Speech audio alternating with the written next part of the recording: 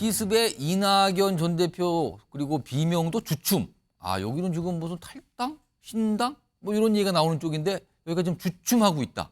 아, 이런 얘기인데 화면 좀 보시죠. 일단 이 뭔가 일정들이 약간 차질을 이고 있어요. 이 내용 말고 일정 내용을 좀 보여주세요. 여기 보시면 원래 오늘입니다. 오늘 민주당의 비명계 모임이 원칙과 상식이 이재명 대표에게 최후 통첩을 할 예정이었어요. 이게 예고가 됐었거든요. 그러니까 예를 들어서 뭐 어떤 결단을 하세요. 안 그러면 우리도 결단합니다. 약간 이런 형태의 최후 통첩이 예정되는데 지금 뭐 할 분위기가 아닌 거죠. 그리고 알려지기로는 이낙연 신당 창당 선언이 내일 있지 않을까 아니면 이번 주에는 있지 않을까 이랬는데 지금 뭐 미뤄진다. 늦어질 수도 있다. 이런 얘기 나오잖아요. 그러니까 줄줄이 뭔가 좀 연기되거나 또는 미뤄지거나 이런 상황이거든요. 다음 하나 더 보겠습니다. 자, 그리고요. 지금 이제 비명계 모임이죠. 원칙과 상식. 이재명 대표 피습 소식에 충격과 분노 금할 길 없다. 조속한 쾌유를 빈다. 그리고 용의자 철저히 조사해라. 오늘 원래 예정된 기자회견이 있었는데 이게 취소했습니다. 어제 입장 내고요. 오늘 뭔가 얘기하려고 원래 이런 일이 없었다면 뭔가 얘기하려고 그랬었던 거죠. 이게 취소가 된 거예요, 지금요. 그러니까 뭔가 약간 주춤, 이재명 대표와 대치를 하고 있던, 각을 세우고 있었던 인물들이 약간 주춤하고 있는 상황이 돼버렸잖아요.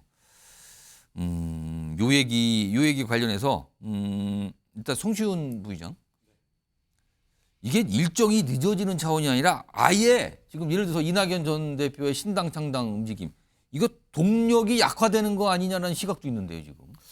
글쎄요, 저는 일정의 문제만 있지 뭐 추진하던 것이 멈추거나 바뀌진 않을 거라고 보고 있습니다. 그래서 뭐 근데 사실 뭐 안타까운 일이지만 이낙연 전 대표의 신당은 사실상 지금 거의 이제 상수가 된 것 같고요. 예. 근데 저는 원칙과 상식 의원님들의 경우에는 아직 상수는 아니다. 변수 정도로 보고 있습니다. 왜냐하면 이분들이 아마 오늘 예정되었던 것도 뭐 탈당을 하겠다 이런 선언을 하시려고 했던 게 아니라 예. 다시 한번 뭔가 제안을 하시려고 그러니까 뭔가 했던 걸로, 제안, 요청, 그쵸. 요구 이런 거겠죠. 그런 걸로 알고 있고 근데 지금 사실 저는 오히려 지금 이 상황이 지금 이재명 대표께서 어쨌거나 다행히 지금 일반 병실로 옮겼다고 보도가 나왔지만 예. 그럼에도 불구하고 사실상 뭐 최소 2주 이상은 지금 정상적 당무를 보기 힘드신 상황이거든요. 그렇겠죠. 그리고 그 이후에도 건강 상태를 체크를 해야 됩니다. 왜냐하면 이재명 대표께서 작년에 단식을 하셨잖아요.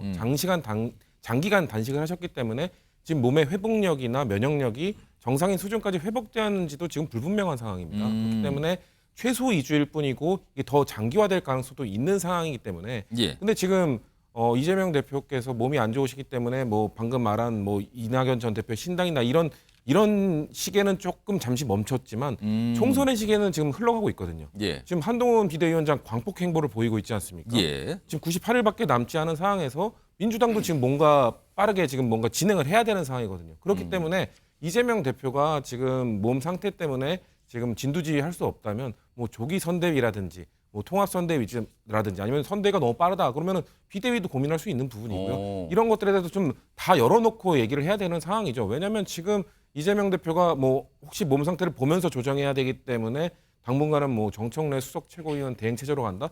저는 그 상태로 가서는 지금 한동훈 비대위원장의 광폭 행보 과연 우리가 대응할 수 있는가라는 의구심이 있기 때문에 예. 다 열어놓고 이야기를 해야 된다. 단 여기서 또 가장 중요한 건 이재명 대표의 생각이겠죠. 그럼 이재명 대표가 지금 누워 계신 상황 속에서도 그러면은 내가 앞으로 2주 동안 최소 2주 몸을 움직이지 못하고 뭔가 공식적 활동을 못하게 될 텐데 그 이후에 혹시나 활동을 재개하더라도 트라우마가 생기지 않겠습니까?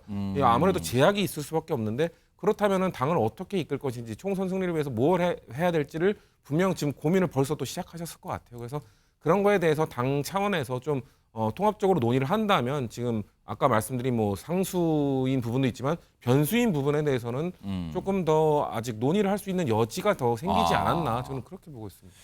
이동석 전 행정관 네. 생각을 해보니까 원래 이재명 대표가 올해 들어서는 일주일에 최대 많으면 3번 뭐 재판을 가야 된다 이런 얘기인데 지금 뭐 당무도 좀 멈춰있는 상태인데 재판도 그럼 줄줄이 다 연기되는 겁니까? 뭐 당연히 연기될 수밖에 없겠죠.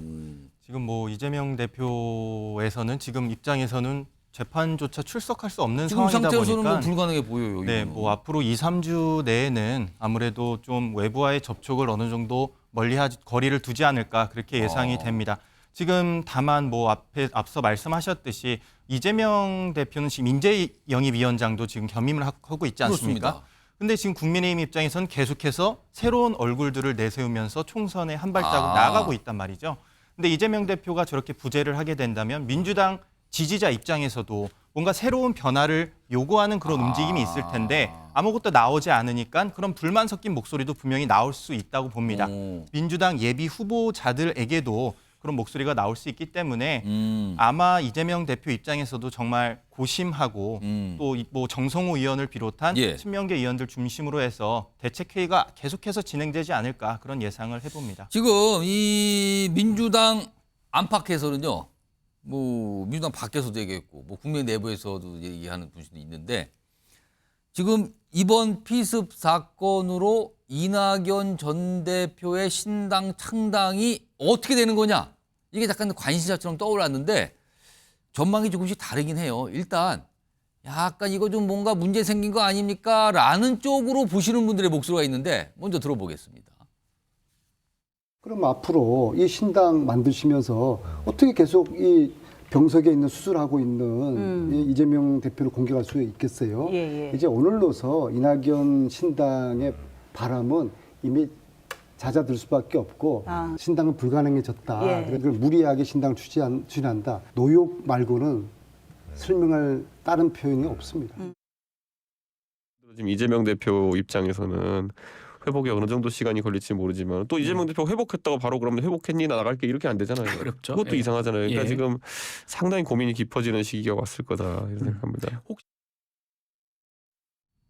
지금 영상에 등장한 두 명의 얘기는 이거 좀 뭐 힘들지 않겠습니까? 이거 좀 상황이 달라진 거 아닙니까? 약간 이런 분위기잖아요.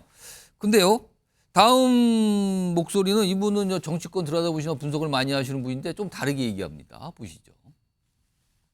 일단 당장 뭐 이낙연 전 대표 탈당, 예. 원지가 상식 탈당은 거의 예고되어 있었던 건데 예, 그 일정에 영향을 좀 미치겠죠. 예, 다만 이제 그것은 속도에는 영향을 미쳐도 방향에는 뭐 영향을 미치지 못할 것으로 봅니다.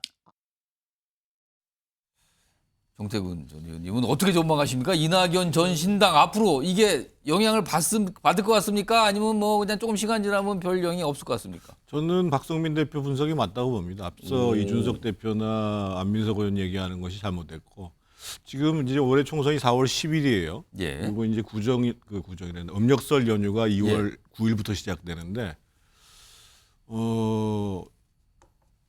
이재명 대표의 피습이 엄청난 사태이지만 총선을 지금 미룰 수 있는 게 아니잖아요. 아니고 지금 이제 이미 이제 이낙연 대표는 지난 연말보다도 메시지가 조금 더 진정이 돼서 새해 첫날에는 예. 한국의 정치 구조 자체를 바꿔야 된다고 메시지가 이미 진전됐어요. 기본적으로. 그래서 아마 이번 주는 당연히 지나갈 거고 예. 지금 신당을 추진하시는 분들한테는 이제 각자 신당을 계속 갈 거냐 아니면 신당 전체를 다 묶어서 단일 대오로 3자 구도를 만들 것인가. 그게 이른바 빅 텐트입니까? 그렇죠. 그래서 지금은 이 상태로 가게 되면 2강 2중 구도, 4자 구도가 될 가능성이 높다라고 보여지는 건데 그러면 사실은 정치 구조를 바꾸겠다라는 사람들의 견해가 좀 약간씩 내부에서 차이가 있다고 해도 핵심적인 가치는 이 상태의 한국 정치는 안 된다는 거라고 한다면 예. 본인들이 조금 물러서 가지고 정치 구조를 바꾸는 단일 대오를 만들자. 요 지금 고비에 있는 것이거든요. 그래서 이제 아마 그러한 뭐 물밑 접촉들이 이번 주 다음 주에 있을 것이고 예. 아마 이제 결론이 잘 난다고 그러면 그렇게 이제 단일 대오로 신당을 가겠다라고 하는 모습들을 다음 주나 그 다음 주에는 할 수밖에 물리적 시간상 그렇게 할 수밖에 없습니다. 그렇지 않으면 공동의 창당이라든지 예. 그 창당 이후에 그 양당도 사실은 마찬가지로 공천 작업이라는 게 간단치 않아요 생각보다. 그래서 제가 보기에는 굉장히 이 대표의 피습이 상당한 사건이고 충격이긴 하지만 예. 다음 주 중을 넘어서면서는 아마 정치 일정이 정상적으로 진행될 수밖에 없고 신당을 하시는 분들도 본인들 차원을 넘어서서 보다 큰 대우를 만드는 문제를 지금 고민하고 있을 거라고 생각합니다. 김성환 평론가께서는 이재명 대표 피습 이 사건이 이낙연 전 대표의 신당 창당에 어떻게 이게 동력을 좀 좀 약하게 하는 효과가 있을 것인가? 아니다. 별 상관없을 것이다. 어떻게 보십니까? 고민에 빠지게 할 것 같기는 합니다. 근데 좀 우리가 너무 성급해요. 제가 뭐, 볼 때는. 아직 빠르다. 예, 판단하기. 좀 빠릅니다. 예, 지금 일단 수술 받고 난 다음에 예, 예. 지금 중환자실에 저는 서울대병원 같은 경우에는 중환자실에 계속 환자를 두지는 않거든요. 그러니까 계속 예후를 확인하고 이런 과정들은 다 일반 병실에서 하기 때문에 일단 수술하고 난 다음에 일반 병실에서 어느 정도 호전되는지를 확인하고 보고 이 정도면은 한 어느 정도 치료 기간이 필요하다 이런 의료진의 판단이 서고 난 다음에 우리가 이런 그렇겠죠. 얘기를 해도 되는데 조금 그 시간이 걸리겠죠. 그거. 그러니까 그걸 지금 하루밖에 안 됐는데 아. 그 모든 것들을 다 해석을 해버리면은 예. 나중에 가서 틀릴 가능성이 너무 많아서 아, 좀 그래 지금 너무 빠른 해석을 네. 지금 하고 있는 겁니까? 좀 그러면 조심스럽긴 한데요. 예. 그러니까 이낙연 전 대표의 요구가 무엇이었는가를 생각해 보면 정답에 가까운 얘기가 나올 수 있을 것 같아요. 이낙연 전 대표가 신당 창당을 예고하면서 요구했던 건 당권 내려놓으라는 겁니다. 그 사실상 사퇴 요구를 한 거잖아요. 네, 당권 내려놓으라는 것하고 또 하나는 이재명의 얼굴로 이번 총선 치르면 안 된다는 거예요. 그러니까 윤석열 정부를 심판하기 위한 선거인데 이재명이라고 하는 정치인의 얼굴로 총선을 치를 수가 있겠느냐 예. 이런 것들에 대한 예. 요구를 했던 거란 말이에요. 근데 예를 들면은 이번 기간이 장기화돼요. 한 달 정도 당무를 볼 수 없는 오. 상황이 된다고 쳐보죠. 그러면 결국 민주당이 시스템 공천 얘기하는데 공관위원장이 이제 임명이 됐으니까 이명박 교수로 공관위원장이 본격적으로 움직일 거란 말이에요. 예. 공관위가 구성이 돼서 움직이면 그 이명박 교수를 임명한 것도 당대표가 그 공천에 관여하지 않겠다고 하는 의지를 투영한 거란 말이에요. 그러면 이명박 교수가 공천 관리 해나가면 되잖아요. 그리고 공천 자격 심사를 위를 민주당은 두고 있단 말이에요. 예. 자격 심사 통과한 사람은 예비 후보 등록해서 서로 간에 경쟁하면 되거든요. 예. 경선하면 3월 1일에 경선 결과 발표하면 되는 거예요. 시스템에 따라서. 예. 이재명 대표가 완전히 한 달 정도 공석인 상태에서 움직일 수 없는 정도가 된다고 하면 이낙연 전 대표가 요구하는 게 상당 부분 그냥 받아들여지는 거예요. 거꾸로 얘기하면. 아, 당무에 공백이 있는 상태가 오래 지속됐으니 그럼 어떻게 공천에 개입하겠습니까? 음. 병원에 입원해 있는 상태에서 개입하기도 쉽지 않을 거란 말이에요. 그리고 이명박 공관위원장이 그런 걸 호락호락 들어줄 스타일도 아니에요. 제가 보니까. 그러니까 그러면 이낙연 전 대표가 그래도 당대표직 안 내려놨으니 난 나가겠습니다. 이렇게 얘기하기 쉽지 않을 거란 말이에요. 말하기가 좀 어려워진다. 예. 그러니까 이재명 대표의 건강 상태, 당무 복귀, 그 시점이나 이런 것들에 따라서 유동적인 측면들이 꽤 있다는 알겠습니다. 겁니다. 약간 저는 한 가지 더 섣부르다고 얘기했는데 그래도 조목조목 설명을 해주셨어요 지금요. 예, 이동석 전에. 저는 한 가지 더 언급하고 싶은 게 지금 이낙연 전 대표와 이준석 전 대표의 이런 만남 가능성에 대해서 좀 주목을 해야 될 것 같아요. 오늘 어제 이낙연 전 대표께서 이준석 신당에 대한 관심을 어느 정도 열어뒀어요, 지금. 상황이거든요. 그게 이제 이전과는 굉장히 다른 모습이죠. 그래서 앞으로 이게 1월, 2월 달 정도 되면은 분명히 이낙연 전 대표와 이준석 전 대표는 만남을 통해서 어느 정도 빅텐트를 형성할 것이다. 그래서 그분들이 가장 중요하게 여기시는 것 중에 하나가 바로 20석 원내 교섭단체 설립입니다. 그렇기 때문에 기호를 3번을 받기 위한 치열한 쟁탈전을 앞으로도 계속할 것으로 보고요.